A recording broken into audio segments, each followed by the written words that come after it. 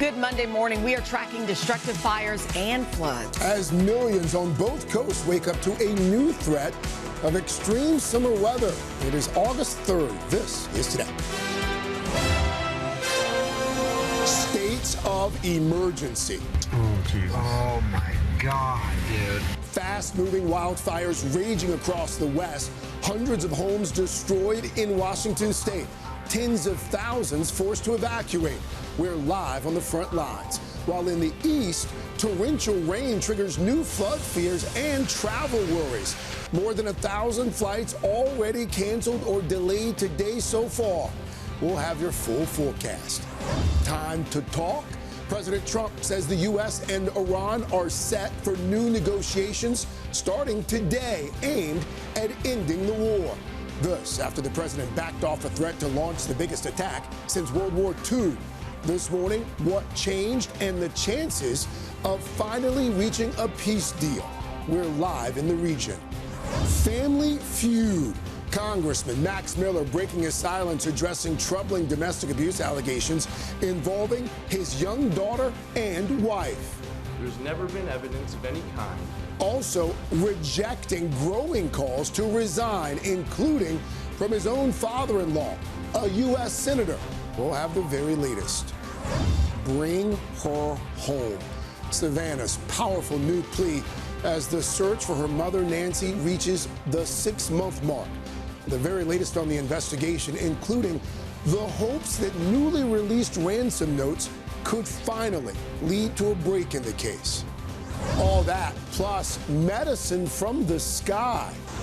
It looks like a little airplane. Our first-hand look at the new drone delivery program that can get prescriptions to your door faster than ever. Deliveries that could have taken hours are now taking minutes. What you need to know ahead of its big launch today. Swinging into history. You just have to trust me. Come on. The new Spider-Man dominates at theaters nationwide, combining with The Odyssey for the biggest box office weekend of all time.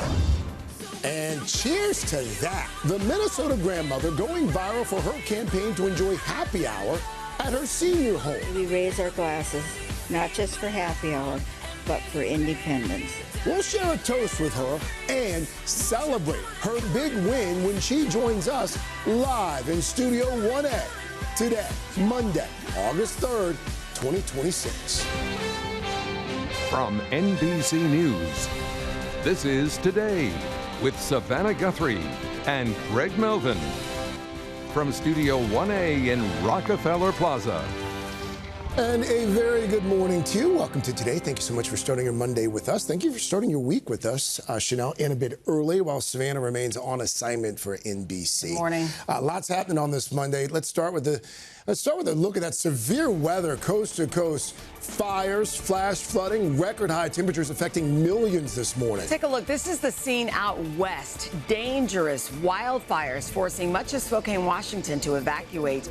More than 7,700 acres still ablaze with 0% contained. And meanwhile, here in the Northeast, nearly 30 million are under flood alerts this morning. Heavy storms turning roads into rivers in some areas, as you can see here. This is all ahead of the morning commute. Meanwhile, another 35 million are under heat alerts, record highs across the Southwest this morning. And those high temps are only serving to fuel those wildfires. We've got it all covered for you this morning, including Dylan's full forecast. But let's start with NBC's Morgan Chesky has made his way to Spokane, Washington. Morgan, good morning. Yeah, Craig, frightening scenes playing out all night long with the shift in this fire. And we're standing in front of just one of the hundreds of homes that have already burned. In some cases, neighborhoods were incinerated in mere hours, and this fire isn't over yet. This morning, wildfire devastation. Oh my God, look at the whole block's gone, dude. As flames tear through Spokane and Washington state, forcing more than 60,000 people to evacuate. Neighborhoods now obliterated, with shells of homes left behind. There are just so many Washingtonians who have literally lost everything in a very, very short period of time. Just in a matter of hours, their lives changed in deeply dramatic and fundamental ways. This time-lapse video from a bird feeder camera shows just how quickly destruction rolled in. You start getting baby pictures, records and so forth. And then you start looking at clothes and stuff, say, how much do I need? Firefighters and volunteers now working around the clock to stop the spread. Emergency management, disaster response is an absolute team sport. Over the weekend, extreme temperatures brought the West Coast to a boiling point. It just goes on and on and on, and there's no break. With wildfires also spreading in Utah and Idaho. It grew from there. 6,000 we're going into yesterday, and this morning it's at 36,000 acres now. Back in Spokane, the community is rallying together to support first responders as flames rage on. There's a lot of good still out there, a lot of good. And this morning, investigators are still trying to piece together the origin of this blaze, but they say as of this point, no reports of any injuries or any casualties right now. In the meantime, Washington's governor has spoken with President Trump about sending additional federal resources this way. No doubt, just a brief glimpse at the damage. They can sure use it. Craig. All right, Morgan Chesky starting us off there in Washington State. Morgan, thank you. The folks out west could use some of the weather we're seeing here on the East Coast. Millions waking up to the latest round of heavy rain and flash flooding.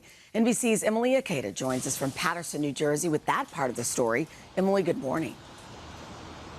Hey there, Chanel. Good morning to you. This is a region that is still cleaning up from flooding that led to water rescues last week, now being hit with even more rain. You can see some of the pooling here, but I want to show you a video of the same intersection earlier this morning. That is the main concern of officials. Floodwaters overtaking roadways just as millions along the I-95 corridor are heading to work. This morning, a contrast to those western wildfires. The East Coast hit with storms and flooding, slammed by rain from the Midwest. Whoa. To the south. Beachgoers surprised by this strong wind churning near Charleston. And in North Carolina, water rising quickly.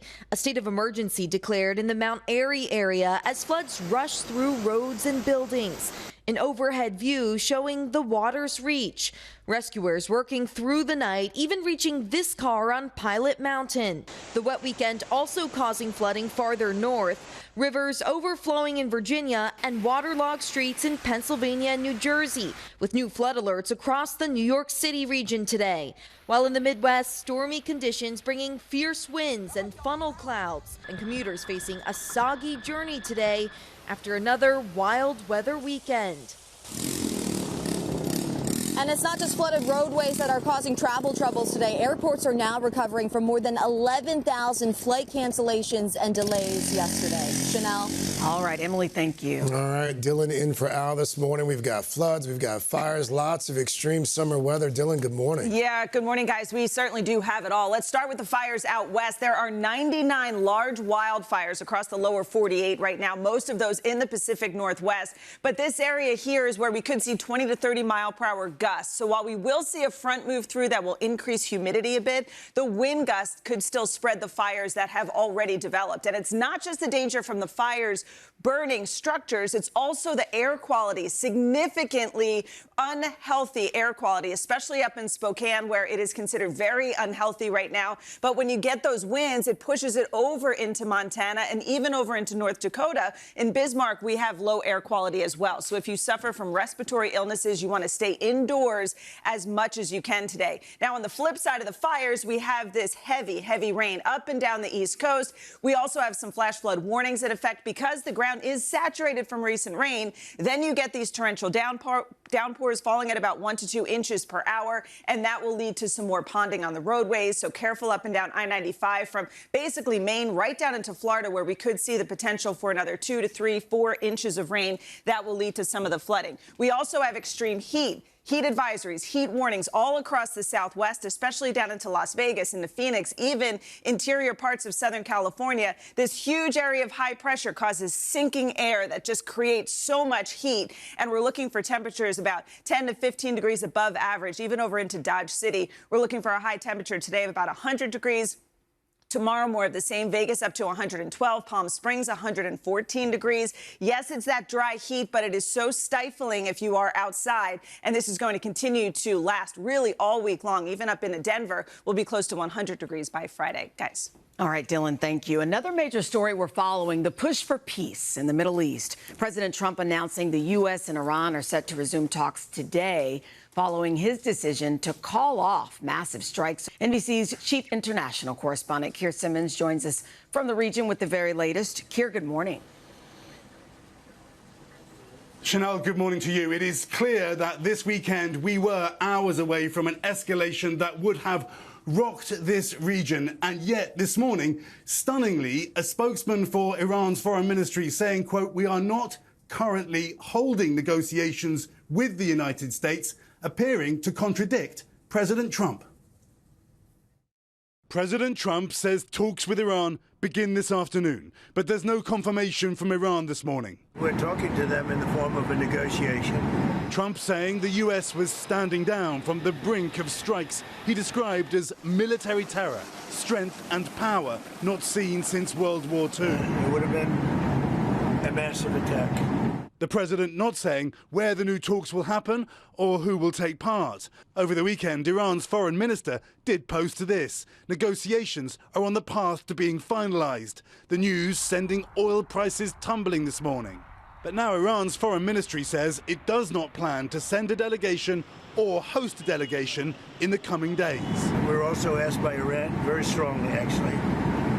They said we'd like to make a deal. Now, I don't know what they say, because a lot of times they'll say that to me and then they'll go out and say, we don't know what he's talking about. Obviously, they don't want to be attacked. President Trump says multiple countries encouraged him to stop and negotiate after bombarding Iran in recent weeks. We're all set to go, but when the allies ask to call it off, you got to sort of say, well, let's see. Saudi Arabia and officials here in Qatar playing a central role. The region wants this to end. They don't want escalation. While the president signalling he is ready to launch his threatened massive attack, quote, anytime. There's a group of people that would like me to just do it. And there's another group of people that does not want me to do it. Now, Chanel, Iran is negotiating with another country in this region, Oman, over the Strait of Hormuz. But just last night, we got news from a body that monitors shipping in the strait of an explosion near another vessel. More pressure, Chanel, on the world economy, on gas prices, on inflation. Chanel? All right, Keir, thank you. Also this morning, there's a major development in the weeks-long standoff over President Trump's pick to lead the Justice Department. Todd Blanche's nomination appears to be back on track this morning after he announced a key concession to satisfy those two Republican holdouts in the Senate. NBC's chief White House correspondent Garrett Haake has the details on this one. Garrett, good morning to you. Craig, good morning. Todd Blanche's nomination for the permanent Attorney General position has been tied up for weeks over President Trump's desire to keep fighting for his so-called anti-weaponization fund. But a pair of GOP senators felt that that fund was so politically toxic that they refused to vote for Blanche until it was declared dead in writing. And now with this one-page order released overnight, it appears to be so as a key vote on Blanche approaches. Overnight, Washington deal-making impacting President Trump's cabinet. With his nomination in jeopardy, acting Attorney General Todd Blanche searching for an agreement to get his confirmation back on track after a battle within Trump's own party. We have a man named Todd Blanche. He's outstanding in every way. Blanche agreeing to the demands of two key Republican senators, issuing an order overnight that he says officially rescinds the so-called anti-weaponization fund. The controversial $1.8 billion fund would have offered taxpayer money to some people who claimed they were victimized by the federal government, potentially including some of those involved in the January 6th attack on Capitol Hill. Republicans John Cornyn and Tom Tillis said they could not support Blanche's confirmation until the fund was rescinded in writing. We need to conform the actual document to what Todd Blanche testified to under oath. President Trump defending the fund as recently as last night. A lot of people like it. A lot of big supporters of Trump like it. And saying if Blanche wasn't confirmed, he could bring it back. Blanche now posting an order establishing, quote, beyond any doubt that there is no fund. The fund was created as part of an agreement to settle a lawsuit from President Trump against the IRS, which also caused some controversy by including tax protections for the Trump family. Now, Blanche also saying that those protections applied only retroactively to the president and his sons and would not bar audits against the Trumps in the future, all in an effort to reach agreement ahead of a key Tuesday vote. This morning, Senator Cornyn's office confirms that this agreement does satisfy his concerns about supporting Blanche ahead of that first vote tomorrow. No word yet from Tillis or from President Trump, whose refusal even last night to fully disavow this fund has complicated every step of this process. Craig? Our Chief White House correspondent Garrett Haake for us there. Garrett, thank you. Also this morning, Ohio Congressman Max Miller is speaking out, addressing serious abuse allegations from his ex-wife while vowing to move forward with his re-election campaign. NBC's Kelly O'Donnell joins us from Washington with the very latest on this story. Kelly, good morning. Good morning, Chanel. A deeply personal and painful set of accusations in a well-known Ohio family has spilled over this morning in a very public political controversy that has drawn in a sitting U.S. senator and new comments from President Trump. A defiant Ohio Congressman Max Miller denying troubling accusations. I categorically deny abusing my former wife. The 37-year-old Republican and divorced father embroiled in a family crisis, taking to social media to push back. Miller is running for re-election to a third term in Congress. In a live stream Sunday, he spoke directly to voters, disputing a string of specific allegations of domestic abuse. So ask yourself, if I had assaulted her, would she have offered to cook me dinner 6 days later? His ex-wife, Emily Moreno, has said he may have been responsible for their toddler's broken collarbone, but no charges were brought against him. I have never abused our daughter.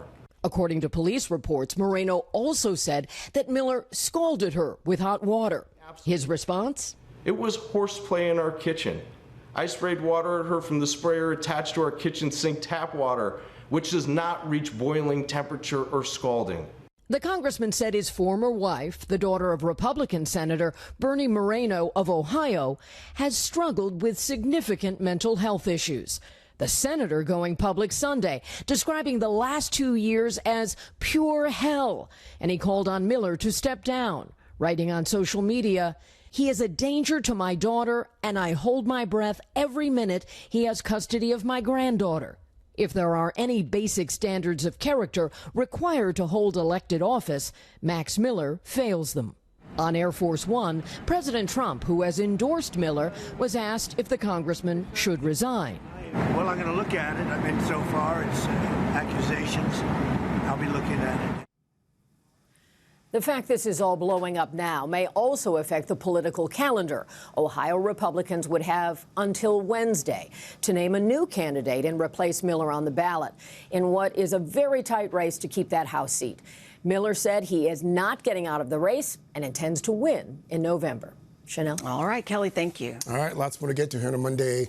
In case you missed it, no one won that massive Powerball jackpot over the weekend, so the top prize is on the rise once again. It now stands at a whopping $748 million. The last time someone won the Powerball jackpot was back in mid-April, so that means the prize money has just been growing and growing ever since.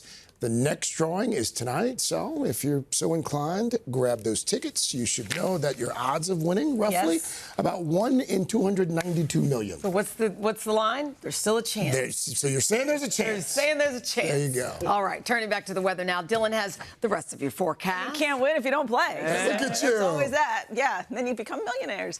Let's take a look at what's going on across the country. A little bit of everything. We've got record high temperatures in the southwest, that fire threat in the Pacific Northwest. That's creating poor air quality to places to the east of those fires. We also have some isolated strong storms possible across the upper Midwest and up and down the East Coast. A flood risk. The ground is saturated. More heavy rain is likely today, and that could lead to more flooding. But you go back to the Midwest and the Great Lakes, temperatures look beautiful in the 70s and 80s with lots of sunshine. That's a look at the weather across the country. We'll get to your local forecast in the next 30 seconds.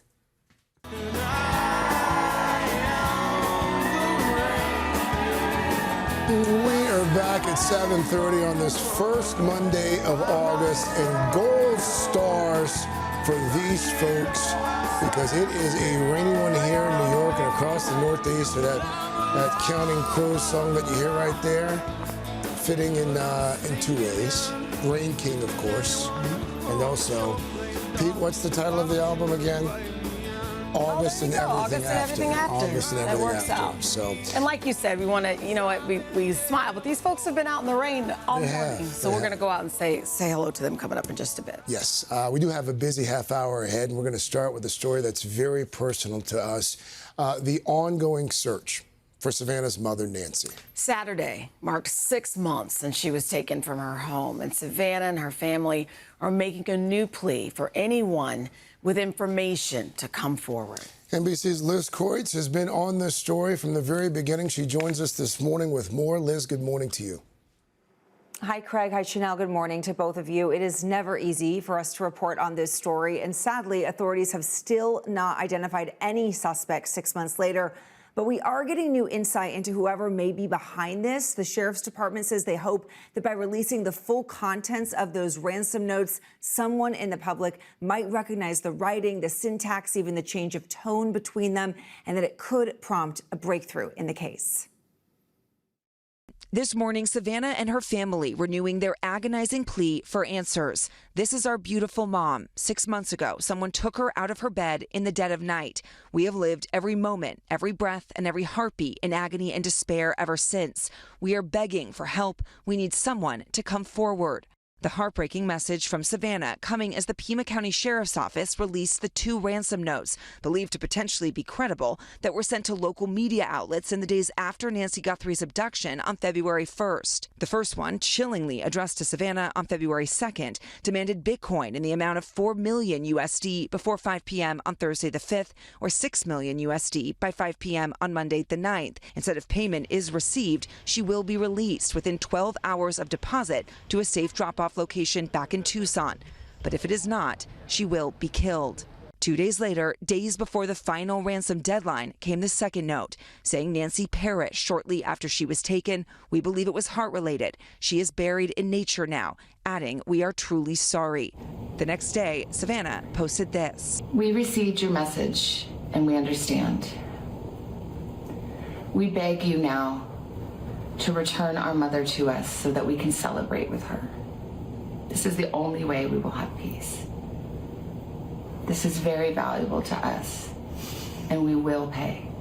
Now, 6 months since Ness video captured a potential suspect at Nancy's door, President Trump asked about the lack of breakthroughs or new leads, and if the FBI should be more involved. Some people haven't liked the way the local communities run it. They haven't liked the way the sheriffs run it.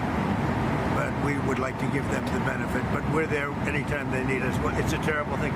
The sheriff expressing confidence that the case will be solved, but emphasizing that it takes time. It's very active. We've got a lot of work ahead of us. We've done a lot of work, but we still have more. And Savannah again turning to the public. Someone recognizes the writing in the ransom demand notes. Someone has noticed something different, strange, troubling, or just unusual, perhaps with someone they deeply love. Perhaps they are afraid to come forward. Perhaps they are conflicted. There is a way out to tell what you know. And Savannah again reminded people about the $1 million reward for any information that leads to Nancy. It can be collected completely anonymously in cash. She says there is a way to do the right thing and to end this nightmare. Guys. All right. Liz Kreutz for us there. Liz, thank you. Let's bring in NBC's Tom Winter, our national law and intelligence correspondent. Tom, good morning to you. Let's just start with the timing of it here. Why do you think that law enforcement, 6 months into the investigation, decides to release these notes now? Well, I think it underscores two things in speaking with people in law enforcement. The first is just how seriously they're taking these notes, and that the attention that they've put on them has only increased over time. And we've heard it from Savannah herself, that they do believe that there is something serious to these and that they are very much worthy of the investigation's consideration.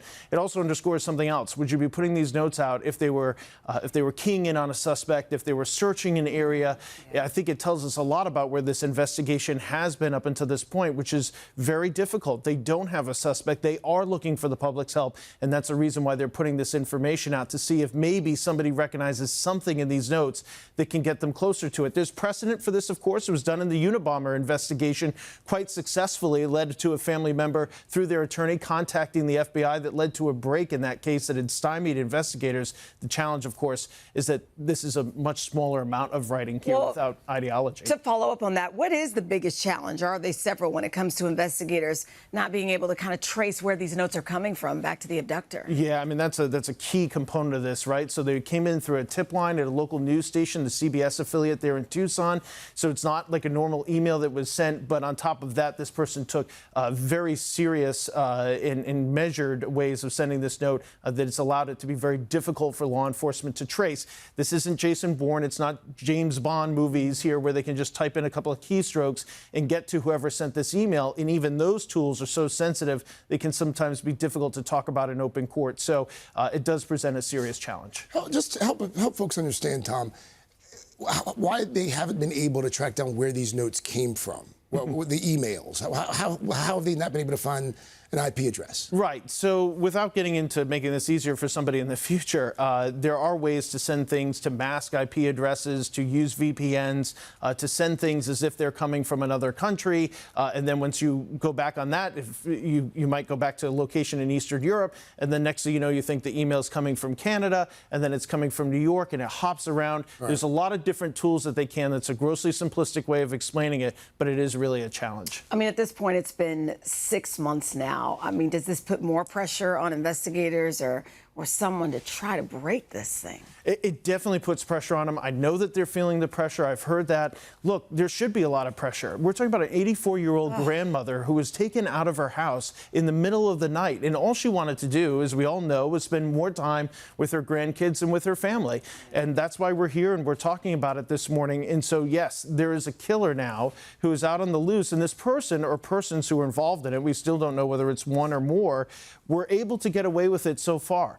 And they took some very concrete steps. You know, Craig, I remember when they released that video, you and I were sitting next to each other. We didn't see a car. We didn't see anything in the background. There's a backpack that's full. Our colleague Jim Kavanaugh has talked about it. It was this person sleeping out overnight. There were steps that this person took, to your point, Chanel, about the emails, how difficult it's been to track it. So when you look at all of it, this is somebody who's been able to evade law enforcement. Could they start to think that they could get away with it again? And I think that's a big part of the pressure here in this investigation. This person needs to be found. It's why they're pleading for the public's help. Our colleague is literally begging for the public's help. And so hopefully somebody now realizes this and maybe sees this note and says, that's enough. It's time for me to pick up the phone. We've been seeing it for 6 months now. Someone knows something.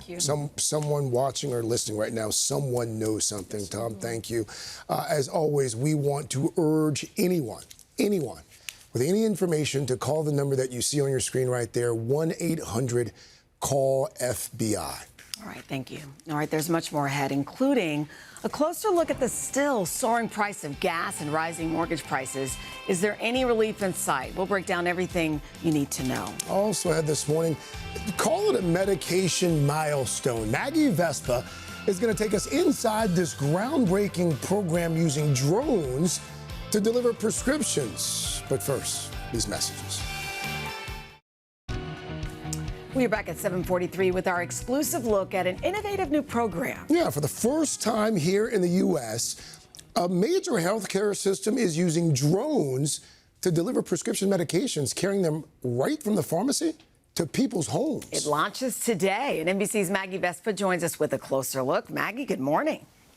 Hey, guys, good morning. We'll start with a question. Is the future of medicine flight?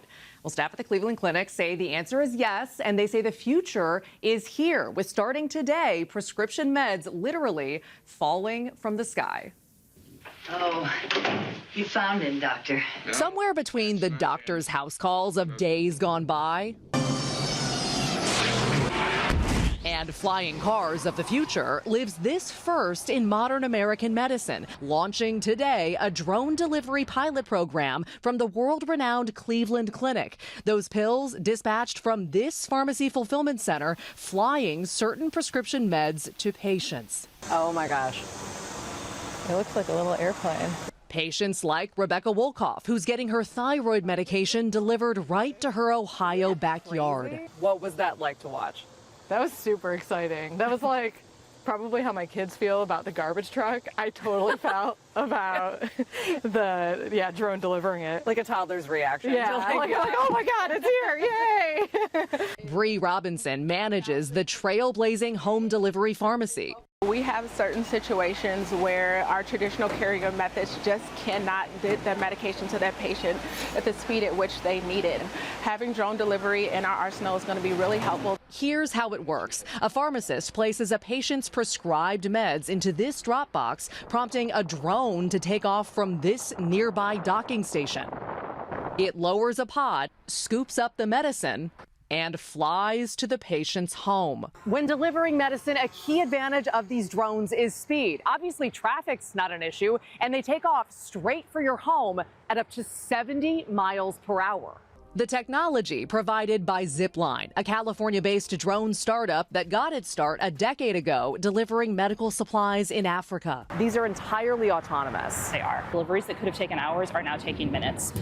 The idea gaining steam nationwide, with Amazon testing a drone delivery program for medicine back in 2023, and major retailers and food delivery services already rolling out drones for consumer goods. Your medicine's here. My delivery's here. That's great. The convenience, a draw for Diane Haynes Windham, a wife, mom, and teacher. She needs medicine for migraines brought on by cancer treatments. When you need this medicine, you need it. I need it now. Yes, it takes one load off my back that I don't have to worry about. Relief, thanks to a special delivery from the sky. Is this the future? We're living in the future. The future is now. Huh? Okay, so Maggie, when could we start to see this expand to other areas? Well, guys, right now there's no hard timeline for what it's worth at the current moment starting today. This drone delivery program is limited to Cleveland Clinic patients who opt into the program. And by the way, it comes at no extra cost to them. But more broadly, Zipline says it's working with more than 10 major healthcare systems across the U.S. to get similar drone delivery programs off the ground. Little drone pun there. I'll send it back to you. All right. Thank you, Maggie. It's just a matter of time. I mean, at this point, now that they have the technology, we'll just have to keep it orderly. Soon we'll never have to leave our homes for anything at all. You don't have to make a phone call. Right. You don't have to go anywhere. Dylan in for Alice. It's nasty here in the Northeast. It is. The rain is just coming down. It's pouring in spots. Now the heaviest of the rain is from New York City, across Long Island, up through New England, stretching into Maine, too. But we have another line of storms back through central New York, and we'll also see some more wet weather begin to develop back towards the upper Midwest, where we could see wind gusts up to about 60 miles per hour, some larger hail, too. Luckily, those should be in fairly rural areas, not affecting major cities. But still, rain is rain, storms are storms. And we are going to see that cold front exit the East Coast. That second cold front will move through the Midwest, creating those storms later on tonight into tomorrow. Those will eventually approach Chicago as we go into tomorrow afternoon as well. We'll see about an inch or so of rain out there. For the East Coast, though, we're looking at an additional 2 to 3 inches of rain possible. That's look at the weather across the country. Now here's a peek out your window. And that's your latest forecast. All right. Okay. In our attempt to keep our costs low, you're also doing PSSP. I volunteered my services. There you go. Well, for PSSP, this superhero just had a pretty amazing opening weekend. What is happening to me? Did you miss me, Spidey? I'm losing my mind. I am totally out of control. I gotta fix whatever this is right now.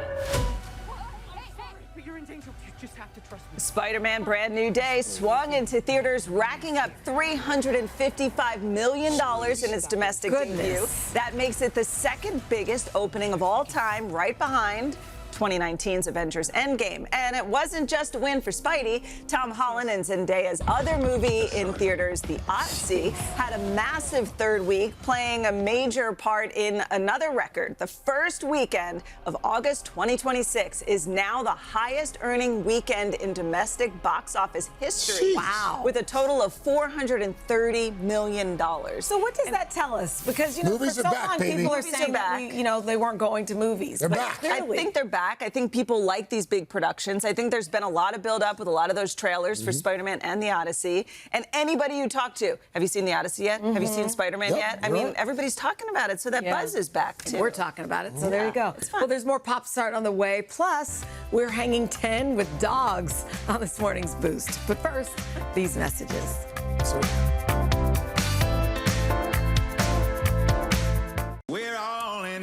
Oh, you know that music. Coming up, the concert surprise of a lifetime for fans of Zac Brown Band. You won't believe what they gifted nearly 40,000 fans last night. But first, your local news.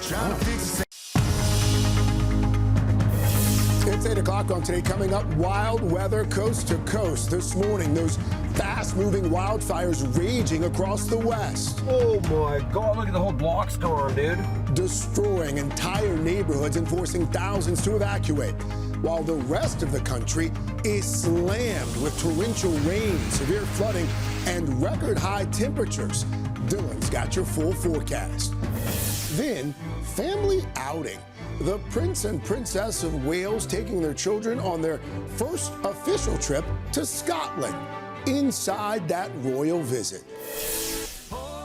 And I'll drink to that.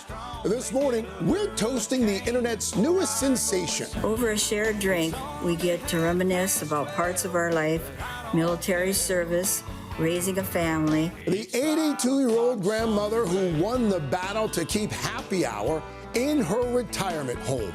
She'll join us here live in just a bit. All that, plus Kyle Chandler back in Studio 1A. Clear eyes, full hearts. Let's go! Callum Turner and Monica Barbaro here live for one morning only. Someone in particular, or? And making magic.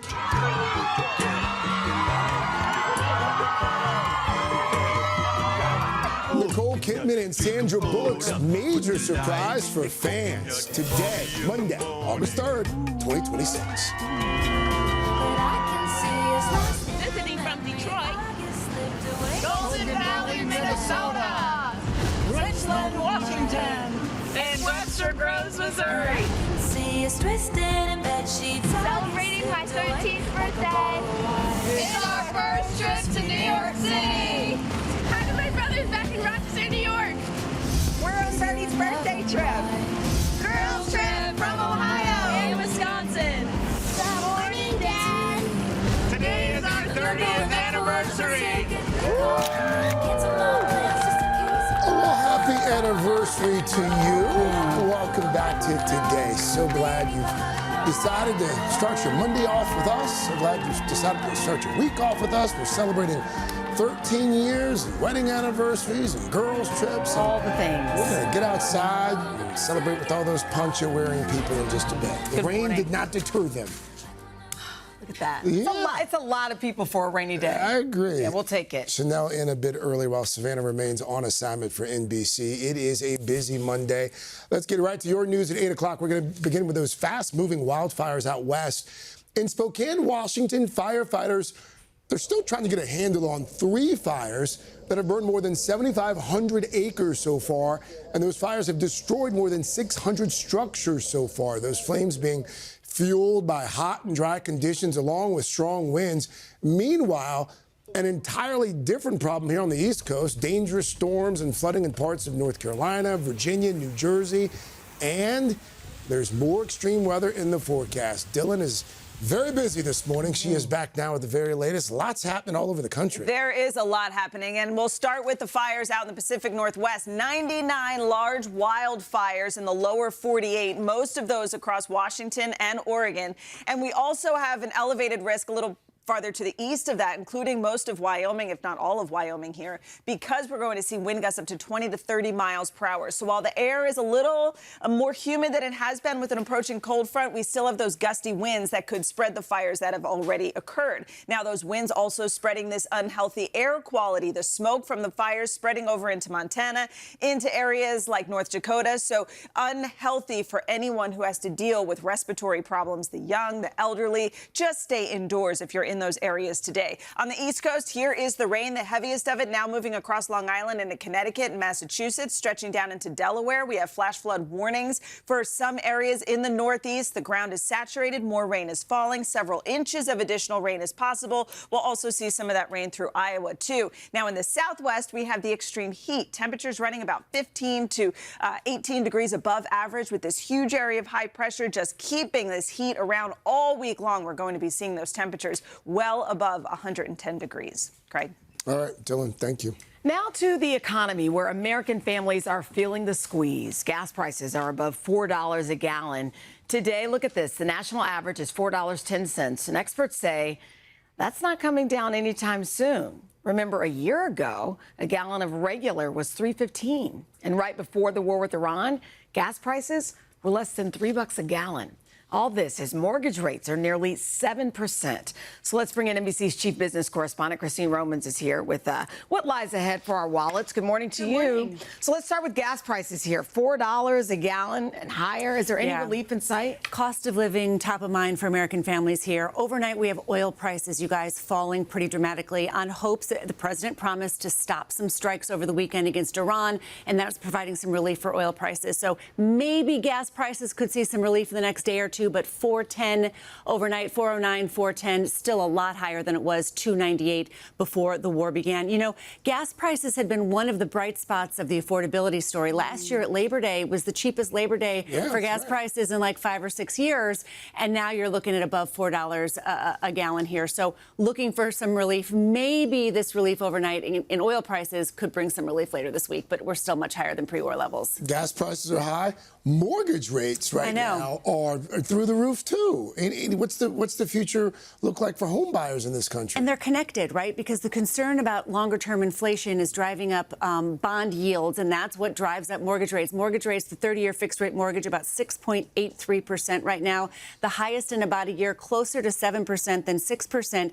And we did the math for you. If you look at the median price home of about $410,000 there, a rate at 5.99% would be about $1,900 a month for your payment. Look at 6.83%. That is a big difference. That adds an awful lot to the cost of buying a home. So this is having a cooling effect on the housing market. And it's a reminder that the war with Iran is tied to so many different things that you touch and feel every day. But people still seem to be spending. They are spending, and that's been a bright spot in the economy. People are complaining about prices. They're trading down and looking for value. They're looking for sales, but they are still spending. All right, Christine, before you leave us, today is a special day for you. We can finally talk about it. Tell everyone about it. You're launching a new show. A new show on News Now called Current with Christine Romans. It starts 10 a.m. Eastern time. That's 7 a.m. on the West Coast. So it's a wake-up show.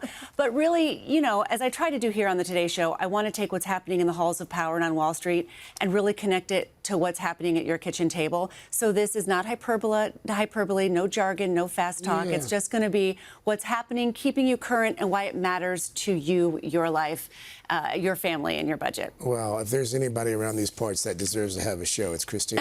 So we are happy and we are excited. You guys. So. Thanks. And I'll still be here. So. Oh, yes. I'm glad you pointed that out because I was just about to. She's not going anywhere. No. She's just adding more to her plate.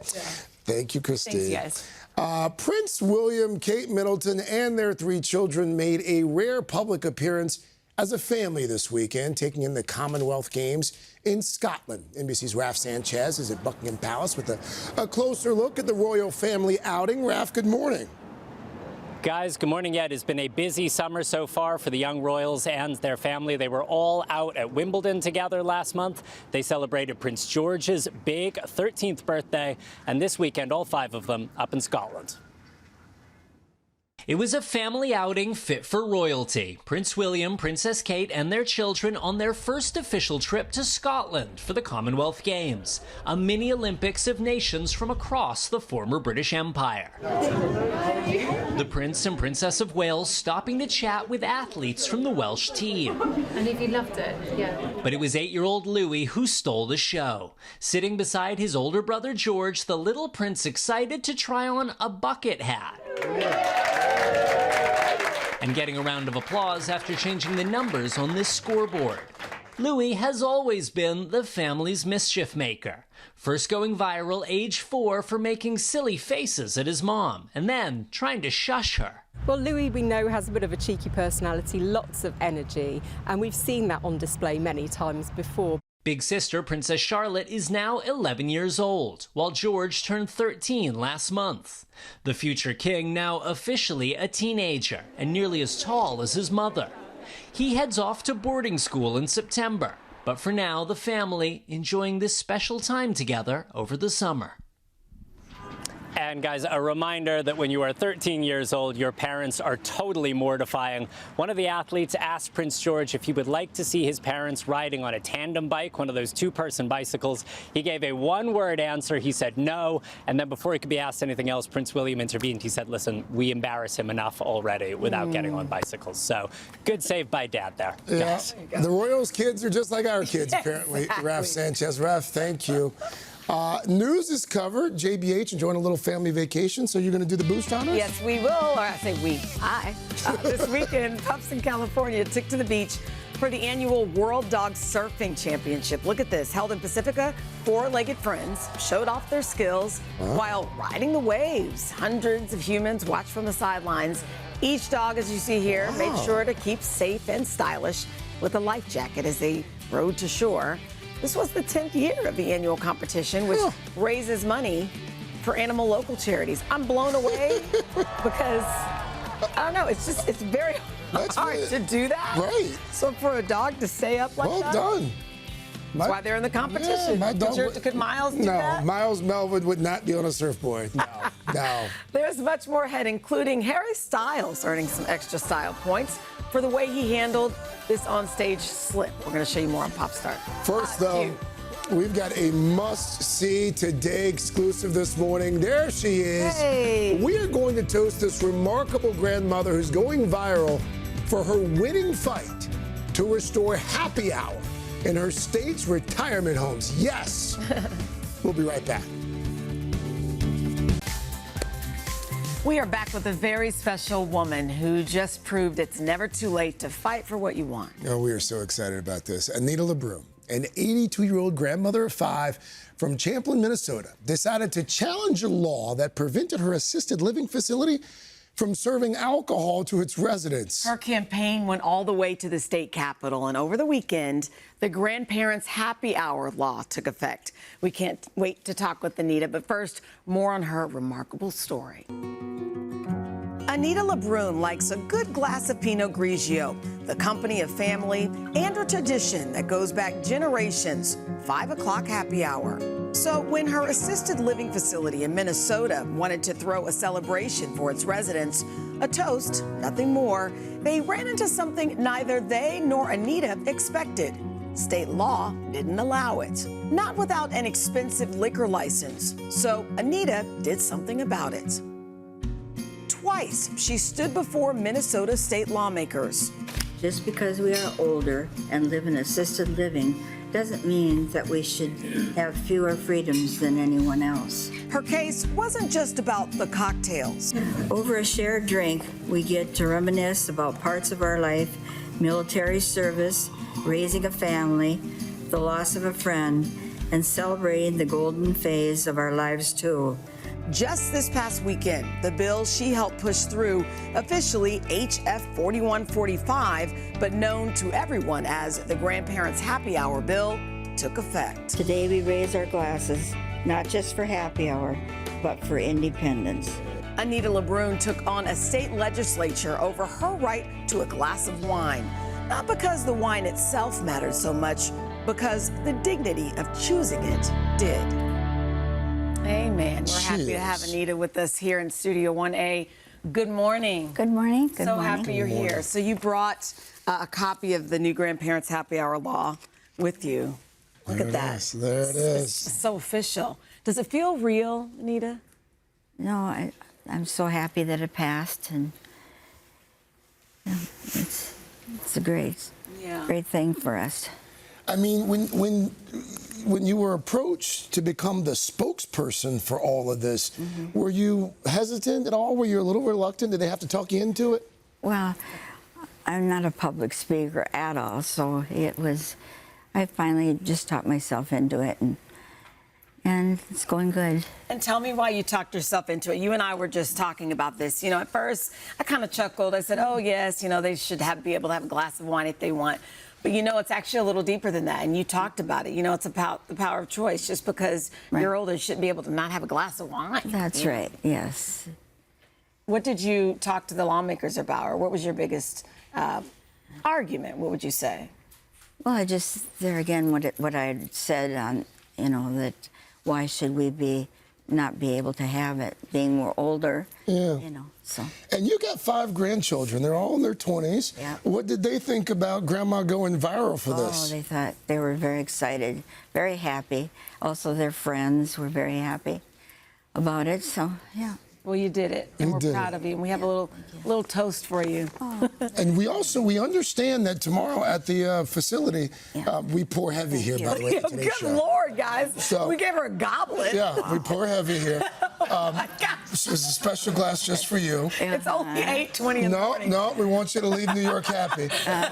But you've got a special celebration tomorrow at the facility. Right. So we sent a case of your favorite wine. Oh, someone told us it's the Barefoot Pinot Grigio. Right. Is that right? That's right. Case on us. Oh, and we also have, I think, your sister and your 2 daughters here. Yes. Did we give them glasses too? And my niece, Emily. And your niece here too. Aren't you proud of her, guys? We're so proud. So proud. Yeah. And you know what? There are a lot of folks in Minnesota living in assisted living that have a lot to owe you, so. Yeah. Cheers. And like you said, it's a power choice. Yeah. You don't have to drink all that at 8 in the morning. No, please don't, actually. We don't have to. One little You don't want to carry me out. Man, you want to take a breath before we start Pop I Start? want that goblet of wine. Now we can go. Let's start Pop Start with Zac Brown Band. Last night, the Grammy winners took the stage at Fenway Park in Boston. It marked a massive milestone for the band, their 15th consecutive sold-out performance at the venue, the most in Fenway's history. And to celebrate, there was a special surprise. Zac has been working on creating a new music venue at sea. It will debut next year on Margaritaville Cruises Beachcomber, and it looks like it just got its newest passengers. Tonight we're gonna do something that even Jimmy would say is crazy. I'm buying every single person here a cruise for 2 people on the boat. Every single person here gets a cruise for themselves and a loved one to go on the boat. Oh, isn't that incredible? That's huge. That's amazing. 40,000 passengers. With that giveaway, Zac Brown Band made more history. That is now the largest surprise audience gift in live entertainment history. Wow. The brand new ship sets sail in January. Wow. It's pretty awesome. Crying? I mean, that's a big deal. It's a big deal. Yeah. All right, next up, Practical Magic 2. Guys, the witches are back. Kylie said she's going to go and fix the curse. This will lead her into the dark path. If you want to find her, you have to work together.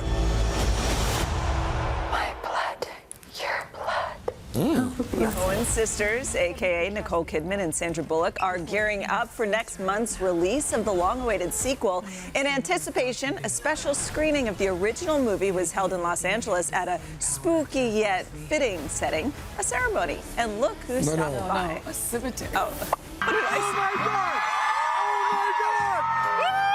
Thank you for all your support for getting this second film made that's coming to you very soon. Raise a glass, a midnight margarita maybe. I didn't say cemetery? No, you said ceremony. That's okay. But we knew what you meant. I meant a cemetery. Yeah. It was also a ceremony. The duo also popped into an AMC last night as well, so you never know where they'll be next. All right. Whatever ceremony is closest to you. Finally, Harry Styles, the pop superstar, is in the middle of his world tour, currently playing 6 nights in Mexico City. And we're playing his song Falling because let's just say Harry got off to a little bit of a slippery start. With heavy rain in the area, Harry took a little tumble during his first song, but of course he recovered. Oh no. Style. Look how cool he even is. falls cool. So good. Smiling, not missing a beat, Harry performed the rest of the night without any more trip-ups, and he thanked the crowd for coming out in the rain. Man. Harry's tour heads to Madison Square Garden indoors at the end of the I mean, you know when you do the break, well, not like y'all are break dancing, but when you see break dancers and they and like that. He stuck the landing. Yes, He stuck the landing. and then stayed there for a while. He committed. He's so suave. All right. I would love to see him at a cemetery doing something. Check it out, guys. Look, our girl Anita, she's been a new friend. Hey. Look at that. Hello. Nice to meet you. Nice. Anita and Emmy winner Kyle Chandler, when they finish their drinks. Can I ask you how all this started? We're going to talk to Kyle about his long-awaited superhero debut in Lanterns. We are back now, 8:36, back with our Emmy-winning friend Kyle Chandler. He stars in this new superhero series. It's called Lanterns. He plays Green Lantern Hal Jordan, who's investigating a murder in Nebraska, and he senses that something is a bit off. Take a look. Huskers' first championship, when was that? It was from 1970, Bob Devaney. That is correct. Where did Harry Potter go to school? Excuse me? Harry Potter, boy wizard. What was the name of the school? It was a book. I don't read a lot. Well, you go to the movies, don't you? They only made like 22 of them. Oh, I watch a lot of football. Well, that's the rub, isn't it? What? Pretending to be someone that you're not. You learn all the specifics, but you don't learn what everyone else knows. No, you don't. Kyle, welcome back. Yeah. You were here a few months ago. I forget what we were talking about, but you were here and you were, I'm working on this Lanterns, and you were pretty excited about it. You really undersold it. I watched the first 2 episodes over the weekend. Well done. Thanks. Thank you very much. I mean, have you played a superhero before? No, and that's why I underplayed it. I mean, 60 years old, who gets chosen to be a superhero? Yeah. But no, the fact of the matter is that everyone involved in this show is very talented, wonderful people, and I just can't say that enough. It was a long shoot, you know. It's like 6 months of shooting, and wow. it was hard work, but not a day of it felt hard. It was an enjoyable shoot, and it shows on screen. It does. How much the chemistry is obvious between you and your co-stars. How does one go about playing the Green Lantern? Were you familiar with him before, or did you have to do some research? No, I wasn't that familiar with Green Lantern. I knew who he was, actually, you know, obviously, but I wasn't that familiar with the whole Green Lantern universe. And what about the suit? The suit, Cynthia Ann Summers created that suit, and I've been informed that the suit wasn't going to be a suit when it started out. There wasn't going to be a suit. So towards the getting close to shooting, they designed the suit. There were 6 of them. And it was James Hawes, one of the directors, producers, and Chris Munday, who decided which suit.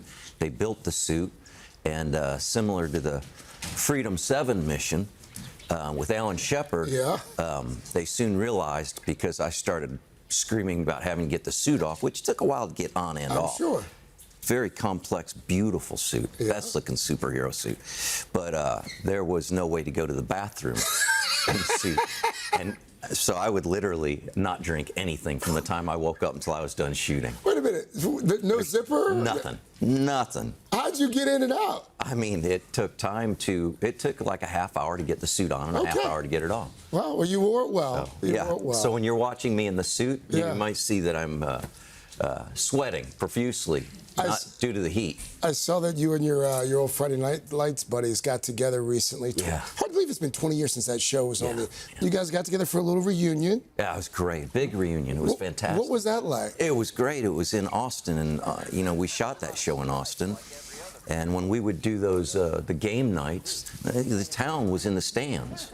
So it's still, when I go into Austin, I can run into people and go, "Oh, we were on the show and we met and blah blah, all these." That's cool. And it was fantastic. And the only bad thing about that whole experience was the people who weren't able to show up. You know, Pete Berg wasn't able to make it, and Taylor Kitsch wasn't able to make it. I read recently that you actually turned down that role initially as Is that true? Yeah. Why? Chandra. I was doing an episode of television. Chandra Rhimes said, "I want you to go over to meet Pete Berg." I sat with Pete Berg, who I'd never really met at that time, and he brought up the idea, and Friday Night Lights had already been a movie. Yeah. And I thought, I'm too young to do that. I'm too young to play that coach. And then at some other point, I think it was like the day after my birthday, we ran into each other, or he was meeting with us, and I had been up late the day before doing what you do, you know. When you're young. Yeah. And he goes, "Is that just like the way you look right now? That's exactly the way I want you to look through the whole show." And you were sold. You're like, "I can do it." Oh, yeah. I can look hungover every day. It's like Anita. Miss Anita was there in heart and soul. And but no, it was. It turned out just to be another lightning in a bottle. We always enjoy when you come back. When you come back next time, bring your daughter, who's become quite the actor in her own right, and I want to talk to you about whatever project you guys are going to work on together. I'd love to be on here with her together. That'd be fantastic. Kyle Chandler. Yeah. Thank you, sir. Yeah. By the way, Kyle's coming back in the 4th hour. Lanterns premieres August 16th on HBO Max. Chanel? All right, just ahead, even more stars. We have Callum Turner here and Monica Barbaro. They're here to chat about their new rom-com. It's called One Night Only. But first, this is Today on NBC.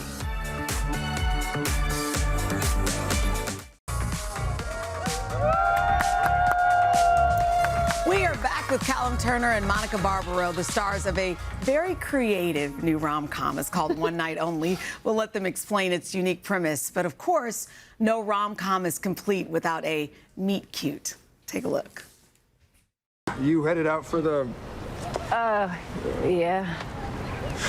You? Yeah. Yeah, I guess so.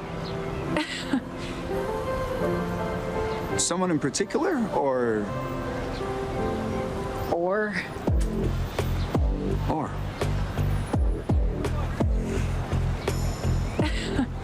I'm Owen. Allie. And I'm rooting for them. Callum, Monica, good morning. Good morning. I love rom-coms. We all do. This one is a little unique, though. You set up the premise for me. It's set in a world, in an America where premarital sex is outlawed, apart from one night a year where single people have 12 hours to get lucky. So you get 12 hours a year, or 12 hours? 12 hours a year. 12 hours a year. 7 p.m. till 7 a.m. 7 p.m. to 7 a.m. August 7th every year. It's a unique twist, but it ends up being almost an interesting take, too, on modern dating. Talk a little bit about, there are highs and lows of modern dating and just everything that comes with dating these days. How would you set up the pitch or the premise, if you will? Well, I mean, that was one of the things I really loved about the script and Will's take on it, is that it does feel like an allegory for dating. It's obviously heightened with these stakes. There's a lot of urgency because you get only 12 hours out of the year. But I think there was a lot of, there are a lot of moments throughout the movie that are quite relatable to, I think, people dating in the modern dating scene. I love that. Callum, I was reading, so you worked with a dialect coach on an American accent for this project, and I heard you stayed in character the entire time, or you kept the accent. Yeah. Was that hard to do? No, because you prep for months beforehand, and then by the time you're on set, you're just there and you're with it. But there is a word that I didn't know how to say, which I think you're going to mention. Well, Empire State Building. Well, that sounds perfect. You said it right this time. How was he saying it? He had this thing where How he did I couldn't say it? stop saying Empire State Building. Oh, like putting the accent on the build, It's like building. Empire State Building. And I had no idea that there was the Somewhere there's a one real way to say this. But it's the same with Upper West Side, right? Yeah, because it's not West Side. No. Well, because we just say it's the Upper West Side, but you're like Upper West Side. Yeah, I would put the emphasis on the West. Oh, that's so funny. And there's somewhere a take of like 20 times him just saying Empire State Building. You're like, no. It was also It was a jumbly last sentence. shot before lunch, and everyone was starving, and I couldn't. They're like, Callum, come Lunches were at 2 on. a.m. too, because we're shooting through the night. Oh, so. that's a good point. I love that.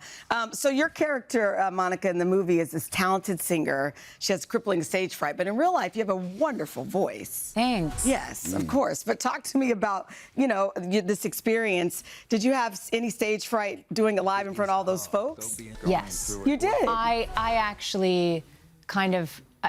originally, the script was a little bit different. I talked to Will about it, and I was like, I think her major issue is stage fright, because that felt like the easiest thing for me to play and relate to deeply personally. But it's so interesting because it isn't the first time we've seen you sing on screen, but... Yeah, I don't know. Sometimes you just stay entirely terrified of something that other people think you're capable of. Maybe 20 times that night, and she did it perfectly each time. And I cried in my trailer that morning. Oh, terrified of you're doing kidding. It. No, I think it's just one of those, it's like I don't know if I would go so far as to say it's a phobia, but it is something that is really scary. It's also really rewarding when you get past that fear and then do the thing, and I wanted to infuse the character with that too, because we relate in that way. Well, now when everyone watches the movie, we'll also be watching for that scene. We'll be reading for you, even though we know, we know it's going to all work out. Talk to me about working in New York City. Some of the best parts and maybe the worst parts, or the challenging parts of filming in New York City. What was it like? I mean, New York is a character in the film. It really brings an energy that you can't replace it. It's second to none. Yeah. I mean, the worst thing about shooting this film was that we shot in the winter. Really? Yeah. We shot October, November. Well, I was just looking at the scene here. Look at this dress. It's freezing. I know, yeah. Yeah. Yeah, it was very cold. Well, I guess that's why you're actors and actresses, because we would never know. Yeah.